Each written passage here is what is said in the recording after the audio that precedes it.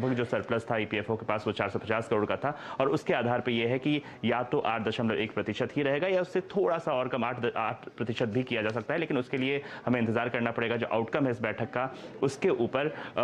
कुछ और चीज़ें हैं जो इस एजेंडा में शामिल है, जैसे कि हाल में ही जो हायर पेंशन के ऑप्शन को देने को लेकर जो फैसला था सुप्रीम कोर्ट का, उसके बाद अब 3 मई की डेडलाइन है, उससे पहले ईपीएफओ अपना स्टेटस रिपोर्ट दे सकती है कि अब तक वहां पे क्या क्या हुआ है। इसके अलावा जो रिटायर्ड लोग हैं उनको पेंशन पोर्टल का जो इस्तेमाल करने में दिक्कत हो रही है वो भी एक एजेंडा में है, और इसके अलावा जो वेज सीलिंग है उसको बढ़ाने को लेकर भी चर्चा हो सकती है, और एक और है कि मिनिमम पेंशन कितना हो सकता है उसको लेकर भी एक जो है ये सारी चीज़ें एजेंडा में रखी है। लेकिन जो सबसे ज़्यादा जिसको इंतजार है सबको वो है कि इस बार यानी पिछले साल के लिए जो ब्याज दरें हैं वो क्या रहने वाली है। अब तक अनुमान यही है कि अराउंड ही लगभग रहेगा ये। तो रोहन आपको डिटेल बता रहे थे किस तरह से आज जो ईपीएफओ की मीटिंग होने वाली है उसमें क्या आउटकम आ सकता है और किस तरह के डिटेल्स पे चर्चा हो सकती है। बहुत बहुत शुक्रिया रोहन हमारे साथ मौजूद रहने के लिए। लेकिन एक और इम्पॉर्टेंट अपडेट जो आज हो रहा है वो है देश में कोरोना के मामले जो कि दिन पर दिन बढ़ते जा रहे हैं। कल लगातार दूसरे दिन देश में कोरोना के मरीजों की संख्या 1800 के पार आई है। क्या है देश में कोरोना की ताज़ा हाल, इस पर बातचीत कर लेते हैं दीपाली से, हमारे साथ मौजूद भी हैं। दीपाली, तमाम अगर पिछले 10 दिन के नंबर देखें तो 3 डिजिट से आंकड़ा 4 डिजिट पर आया और पिछले 4 दिनों से लगातार 4 डिजिट के ऊपर सस्टेन भी कर रहा है, 1800 के ऊपर नंबर आ रहा है। क्या है सिचुएशन अभी?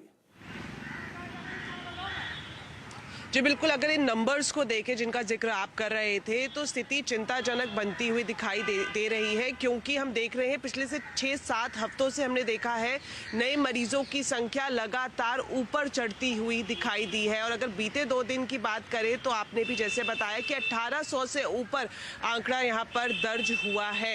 अब अगर पिछले 24 घंटे की बात करें तो 6 लोगों की मौत भी कोविड की वजह से हुई है। जो एक्टिव केसेस की संख्या है वो एक बार फिर से 10,000 के पार जा चुकी है, यानी कि ऐसे मरीज जिनका इलाज हॉस्पिटल्स में चल रहा है इस वक्त देश में उनकी संख्या 10,300 के करीब पहुंच गई है। और करीब करीब 134 दिन बाद हुआ है कि आंकड़ा 10,000 का नंबर पार किया है। ऐसे में स्वास्थ्य मंत्रालय और आईसीएमआर की तरफ से लगातार राज्यों के साथ बातचीत की जा रही है, क्योंकि जो ये सब वेरिएंट है ओमिक्रॉन का, इसमें हॉस्पिटलाइजेशन भले ही कम हो लेकिन ये फैलता काफी तेजी से है। यही वजह है जो रोजाना नंबर्स आ रहे हैं वो हमें ऊपर की ओर जाते हुए दिखाई दे रहे हैं। राज्यों के साथ बातचीत लगातार स्वास्थ्य मंत्रालय कर रहा है, और हाल ही में आईसीएमआर ने राज्यों को यह भी सलाह दी है कि जहां जहां डिस्ट्रिक्ट लेवल पर कोविड के केसेस बढ़ रहे हैं वहां पर मास्क को अनिवार्य कर दिया जाए, क्योंकि हमने देखा है कि अगर हम कोविड से बचाव की बात करें तो सबसे पहले हमें मास्क पहनना अनिवार्य करे जाने की सलाह दी जाती है। तो एक बार फिर से मास्क की वापसी हम कई जगह होते हुए देख रहे हैं। और वहीं अगर नंबर्स की बात करें तो वो भी ऊपर चढ़ता हुआ दिखाई दे रहा है। नंबर में लगातार बढ़ोतरी, इनफैक्ट पिछले 5 दिनों में 1000 से नंबर बढ़ता हुआ करीब करीब 1800 के आसपास आ गया है। तो एक बड़ा जंप यहाँ देखने को मिला है।